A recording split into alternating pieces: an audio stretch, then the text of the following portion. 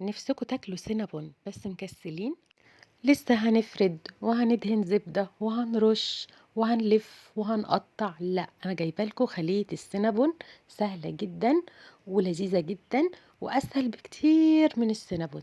تعالى اقول لكم ازاي دلوقتي نعمل خلية السينابون بكل سهولة وباسهل طريقة، وهتطلع معانا ناجحة جدا وطعم السينابون بالظبط، من غير لف ولا تقطيع ولا وقت ولا مجهود.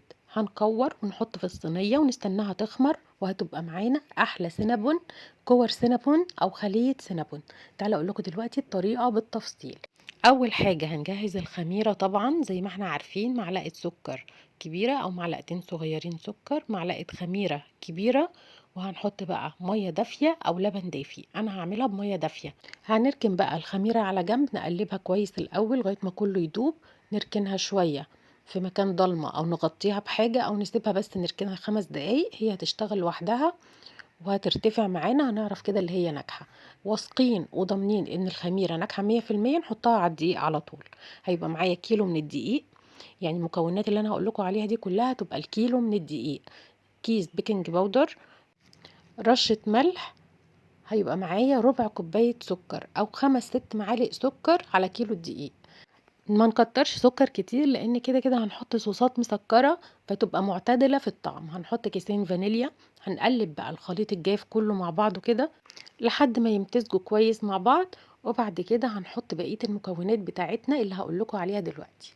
بس قبل اي حاجة لازم تكون مكوناتنا كلها بدرجة حرارة الغرفة. هنحط بيضتين بدرجة حرارة الغرفة. هنحط بقى الخميرة بتاعتنا اللي اشتغلت، شايفين ما شاء الله كبرت معانا وعليت وكويسة جدا. هي كده ناجحة. لو ما ارتفعتش كده يبقى كده الخميرة بتاعتنا مش ناجحة ونحاول نغيرها. هنحط كوباية من اللبن الدافي علشان الخميرة بتاعتنا تفضل شغالة، وكوباية الا ربع من المية الدافية. هنعجن، احتاجنا سوائل تاني هنزود لبن او مية حسب ما احنا عايزين، بس نخلي بالنا اللي احنا هنحط الزبدة في الاخر فالعجينة بتاعتنا ما تبقاش لينة قوي. هنحط بقى ربع كوباية زبدة بدرجة حرارة الغرفة. لو احنا مطلعينها من التلاجة ممكن نحطها دقيقة في الميكرويف، ما تسحش تلين، بس احنا عايزينها لينة زي ما احنا شايفينها كده.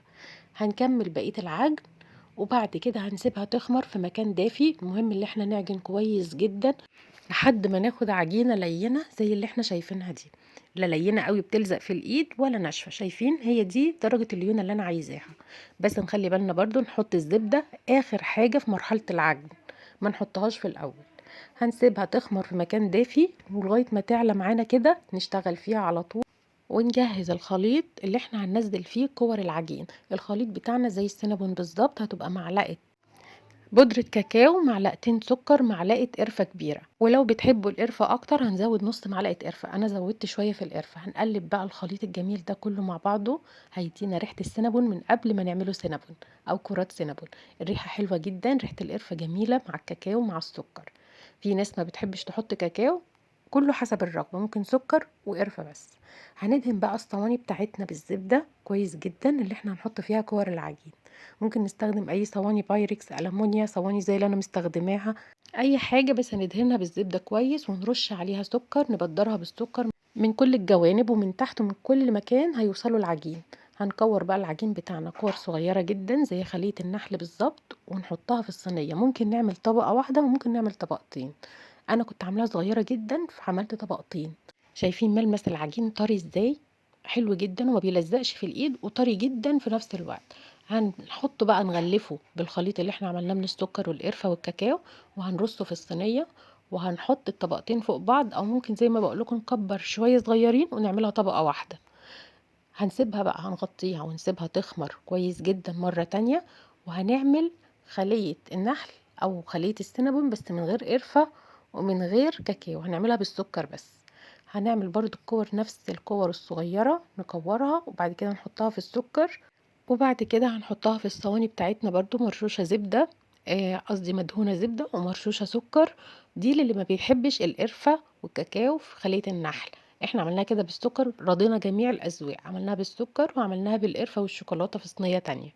هنرش بقية السكر على الوش، كل ما نحط سكر عليها هيكرمل في الفرن وهيبقى طعمه حلو قوي. دي خلية النحل بعد خلية القرفة اللي احنا عملناها في الاول. بعد ما خمرت هندخلها الفرن درجة حرارة 180، يكون متسخن من قبلها ب10 دقايق او ربع ساعة.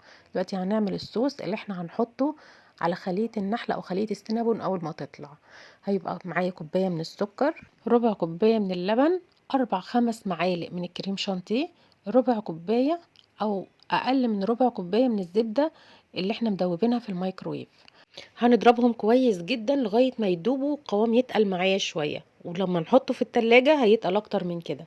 بس والصينية لسه طالعة من الفرن والقوام لسه خفيف، هنرش الصينية بالصوص ده، هيتشرب منه من العجينة من جوه وهيبقى طعمه حلو جدا. ولما يطلع من التلاجة الصوص وهو تقيل هنحط على الوش تاني ساعة التقديم.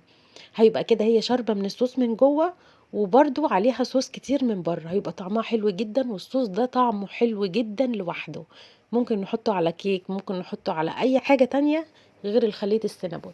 شايفين الكرات الصغيرة دي طالعة حلوة ازاي ودايبة ازاي وهشة، طعمها حلو جدا وبتدوب في البق.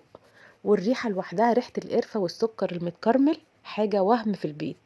دي احلى ريحة في الشتاء ممكن تشموها، ريحة القرفة في البيت. انا قلبت الصينية على الناحية التانية، السكر متكرمل بقى من الناحية التانية مع صوص السينابون وهي لسه سخنة، هيتشرب برضو وهيبقى طعمها حلو جدا. ممكن تقدموها زي ما هي، ممكن تقلبوها زي ما انتوا حابين. وساعة التقديم لو احنا حسينا ان خلية السينابون جامدة شوية من الزبدة ومن السقعة، ندخلها الميكرويف بس 10 ثواني، ممكن تقعد عندنا بالثلاث ايام وهترجع طازة اول ما ندخلها الميكرويف. خلية السينابون التانية اللي من غير القرفة طالعة حلوة جدا برضو، والسكر متكرمل من تحت، والصوص رشناه وهي سخنة اتشربته. يا رب يكون الفيديو عجبكم وخلية السينابون عجبتكم. بس لو عجبكم الفيديو ما تنسوش لايك وشير عشان ناس كتير تستفاد، واشوفكم في فيديو جديد ان شاء الله. باي باي.